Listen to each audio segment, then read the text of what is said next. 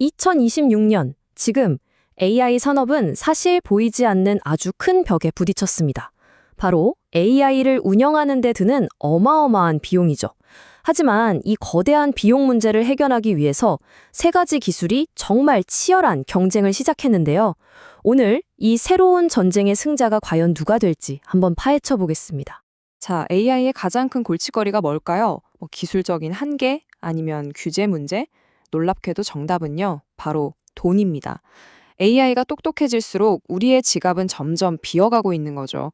이 수십억 달러짜리 문제, 과연 어떻게 해결할 수 있을까요?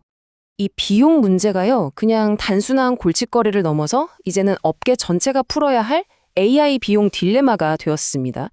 지금 이 순간에도 모든 기업들이 이 문제의 해답을 찾기 위해서 정말 혈안이 되어 있죠. 생각해보세요. AI를 훈련시키는 건 학생을 가르치는 거랑 비슷해요. 근데 진짜 돈이 많이 드는 건 그 학생이 사회에 나가서 실제로 문제를 푸는 단계, 바로 추론 단계입니다. 이 추론 비용이 너무너무 비싸져서 똑똑한 AI를 다 만들어 놓고도 제대로 활용하지 못하는 거대한 장벽이 생겨버린 겁니다. 자, 그래서 이 비용의 벽을 깨부수기 위해서 3명의 강력한 도전자들이 링 위에 올랐습니다. 바로 용량의 제왕 HBF, 효율의 마법사 식셀, 그리고 모바일의 침략자 LPDDR5X입니다.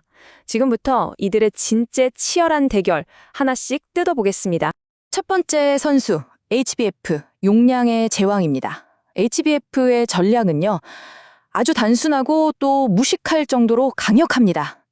그냥 압도적인 용량을 진짜 말도 안 되는 가격에 제공해서 시장을 평정하겠다. 바로 이거죠. 아니, HBM가 어떻게 이런 마법을 부리는 걸까요? 자, 기존 방식이 메모리를 단층 주택처럼 넓게 펼쳐놓는 거였다면요.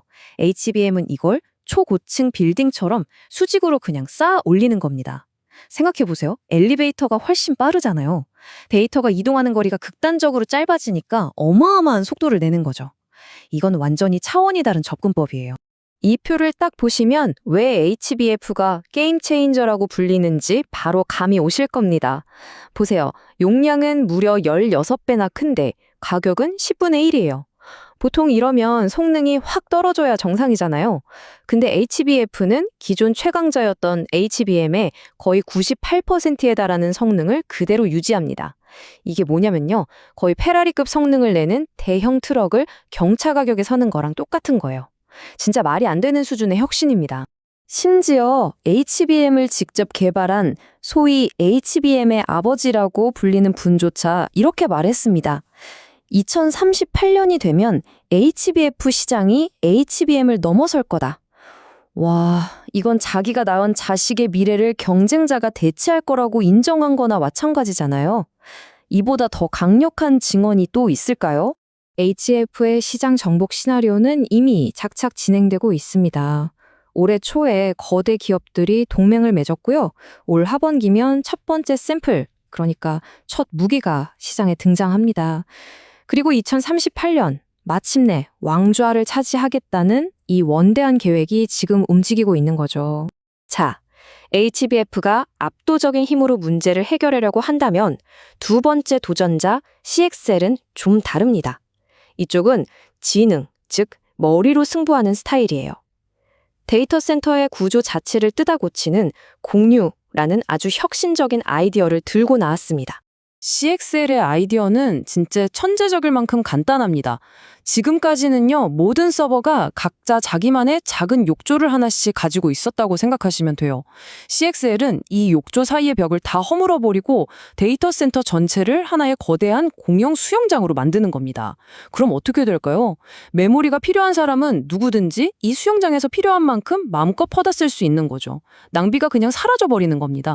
그래서 이런 말이 나오는 겁니다. 렉이 곧 컴퓨터다. 이게 무슨 말이냐면 예전에는 렉이 그냥 서버들을 모아놓은 선반 정도의 의미였다면 CXL 시대의 렉은 그 자체가 하나의 거대한 슈퍼컴퓨터가 되는 거예요. 개별 컴퓨터 수십 대가 아니라 그냥 하나의 통합된 거대한 두뇌가 되는 거죠. 그 결과가 바로 이 숫자, 50% 이상입니다. 이게 뭘 의미하냐면요. 충격적이게도 데이터 센터에 있는 자원의 절반 이상이 이전에는 그냥 놀고 있었다는 뜻이에요. CXL은 바로 이 잠자고 있던 자원들을 다 깨워서 일을 시키는 겁니다. 이건 뭐 단순한 효율 개선 수준이 아니고요. 데이터 센터 운영 비용을 거의 절반 가까이 줄일 수 있다는 엄청난 얘기입니다. 근데 CXL이 비용만 줄이는 게 아니에요. 속도도 빨라집니다. 이 그래프 한번 보세요. 무려 6배나 빨라져요. 이게 체감이 잘 안 되시죠? 예를 들어 우리가 AI한테 질문을 던졌을 때 6초 걸려서 나오던 대답이 단 1초 만에 툭 튀어나온다는 뜻입니다. 비용은 줄이고 속도는 높이고 뭐 두 마리 토끼를 다 잡는 격이죠. 자, 이제 마지막 도전자입니다. 이 도전자는 정말 가장 예상치 못한 곳에서 나타났어요. 어디냐면 바로 여러분 주머니 속에 있는 스마트폰입니다. 모바일 세상의 절대 강자였던 LPDDR5X가 이제는 거대한 데이터 센터 시장을 침공하기 시작했습니다. 아니, 잠깐만요. 스마트폰에 들어가는 부품을 왜 이 거대한 서버에 쓰는 걸까요?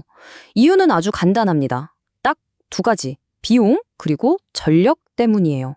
생각해보면 당연하죠. 스마트폰용으로 어마어마하게 대량 생산되니까 가격이 싸고 배터리로 돌아가야 하니까 전기도 훨씬 적게 먹죠.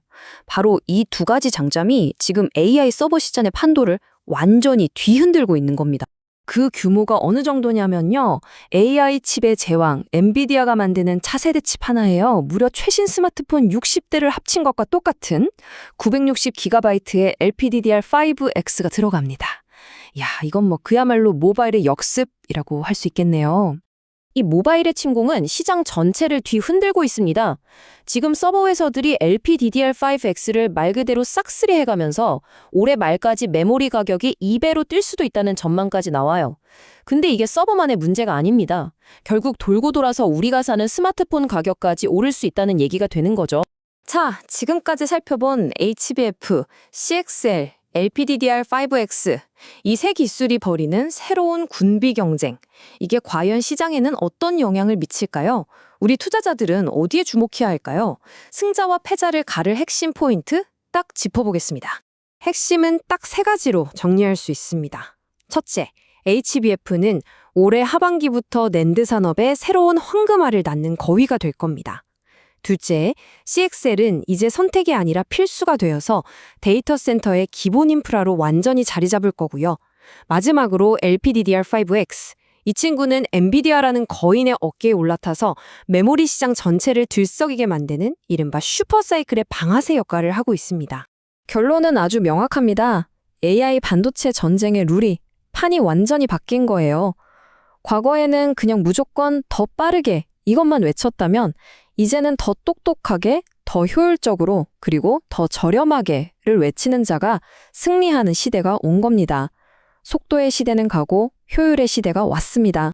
이렇게 속도를 넘어서 효율성이 왕이 된 시대. HBF, CXL, LPDDR5X 이 새로운 전쟁터에서 여러분은 과연 누가 최후의 승자가 될 거라고 보십니까?